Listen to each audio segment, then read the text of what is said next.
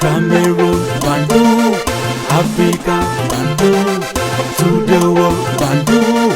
Les amis, bienvenue sur votre plateforme. On peut dire sans se tromper que le président Laurent Gbagbo avait vu tout ce qui devait arriver en Côte d'Ivoire. Il avait vu tout cela, les amis. Et il avait dit des choses, certainement, qui avaient vexé la France. Et cette France de Nicolas Sarkozy, Jacques Chirac d'abord, et après Nicolas Sarkozy, s'est dit, on t'aura. On va tout faire pour que tu tombes.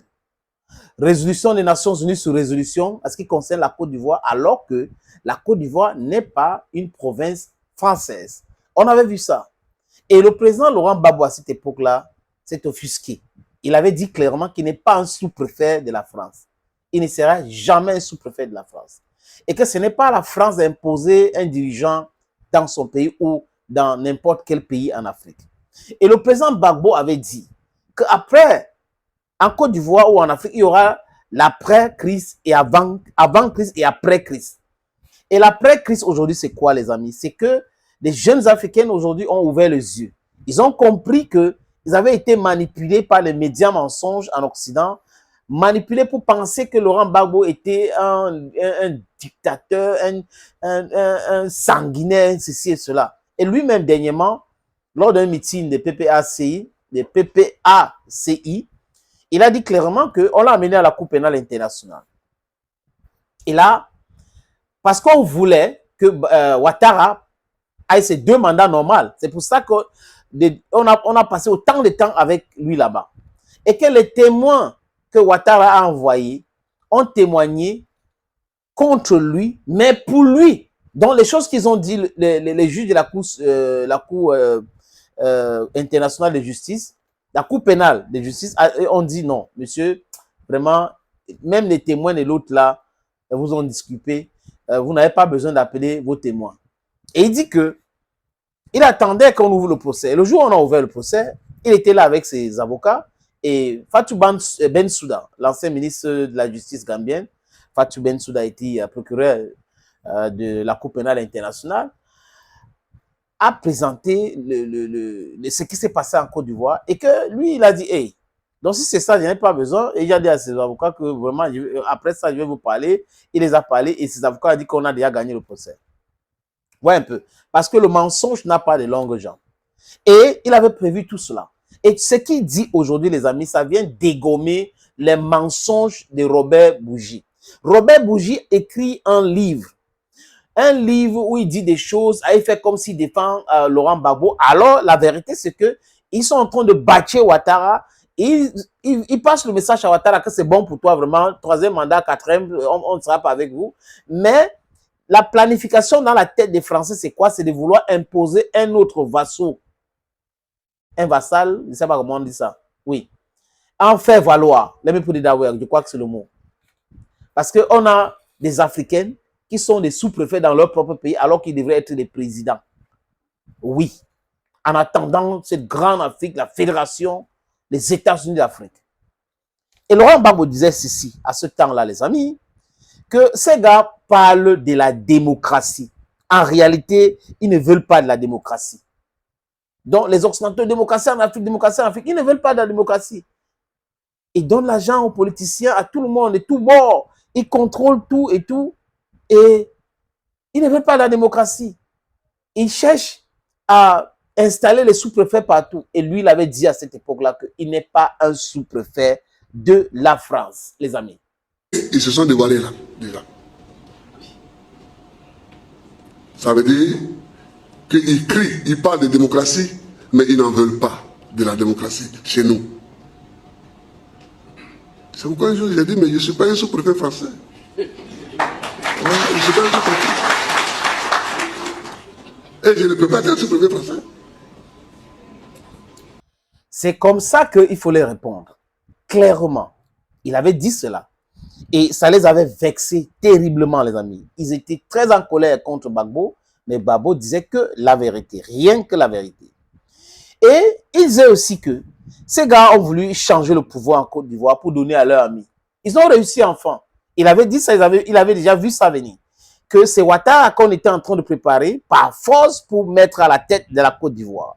Et il avait déclaré que ça ne sera pas possible. Ce n'est pas aux Occidentaux, surtout à la France, de venir insister sur c'est tel qui doit être président, c'est tel autre qui doit être président. Non, c'est pas possible. Et il avait dit clairement, les amis. Je vous suggère d'écouter ceci. J'ai choisi d'être un Ivoirien. J'ai choisi de me présenter à des élections ivoiriennes. J'ai été élu. Laissez-moi tranquille. Ça, c'était la première chose. Changement, il voulait changer la nature de notre pouvoir pour les donner à un de leurs amis, le pouvoir exécutif. Il ne se donne pas à un ami. Il se donne par le peuple. Deuxièmement, pour mettre fin à la crise, est-ce qu'on avait besoin de déclarer que l'Assemblée nationale n'est plus valable? Où est le problème? Ce n'est pas eux qui payent les députés, ce n'est pas eux qui siègent, ce n'est pas eux qui font le projet de loi. Bon, où est le problème? Tu n'es pas dans ton pays et tu déclares qu'une de leurs institutions n'est plus valable. Pourquoi? Mais on ne peut pas accepter ça. En tout cas, moi, je ne l'accepte pas et je ne l'accepterai jamais. Et là, j'ai dit, les amis, vous comprenez ce qu'il disait. C'est-à-dire que la France, les dirigeants français disent que, ou disaient à l'époque que l'Assemblée nationale de la Côte d'Ivoire n'est plus légitime. La France. Donc, ils sont en France. Ils sont en train de parler de l'Assemblée nationale d'un pays souverain. Comme si c'est eux qui payaient les députés, comme si c'est eux qui faisaient voter les lois et autres.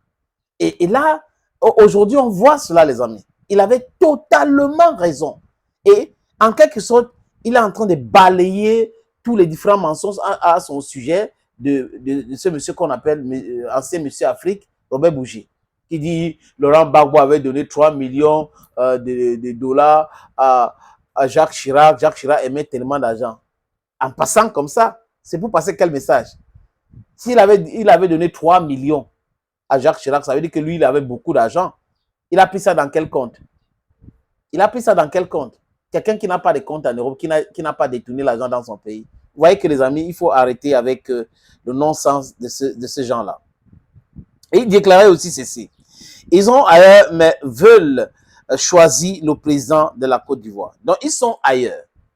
Et ils passent leur temps à pomper les résolutions des Nations Unies, résolutions résolutions juste parce qu'ils veulent imposer les desiderata.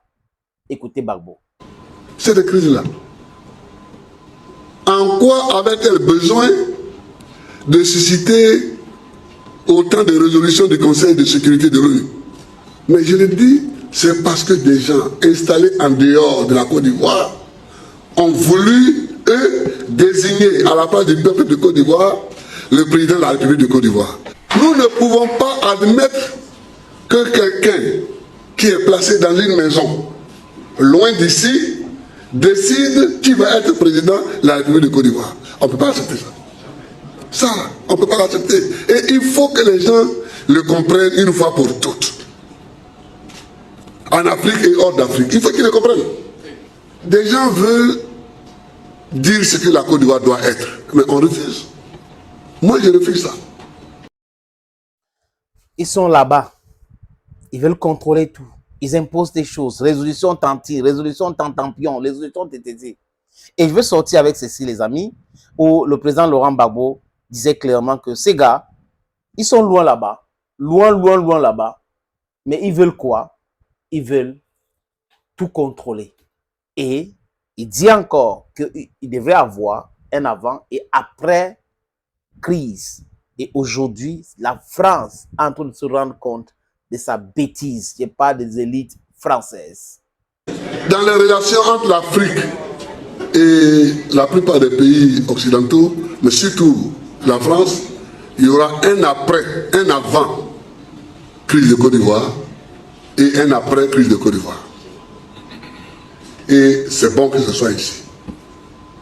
Il faut que les gens comprennent qu'on ne peut pas faire n'importe quoi dans les pays des autres. On ne peut pas faire n'importe quoi. On peut être amis et écouter les conseils que ton ami te donne. Mais si ton ami veut te remplacer dans ton propre foyer, c'est le plus un ami. Que Dieu nous bénisse. Que Dieu bénisse la Côte d'Ivoire. Que Dieu bénisse l'amitié sincère entre le peuple de France et le peuple de Côte d'Ivoire. Le président Laurent Koudou Gbagbo. Thank you, friends, and bye-bye.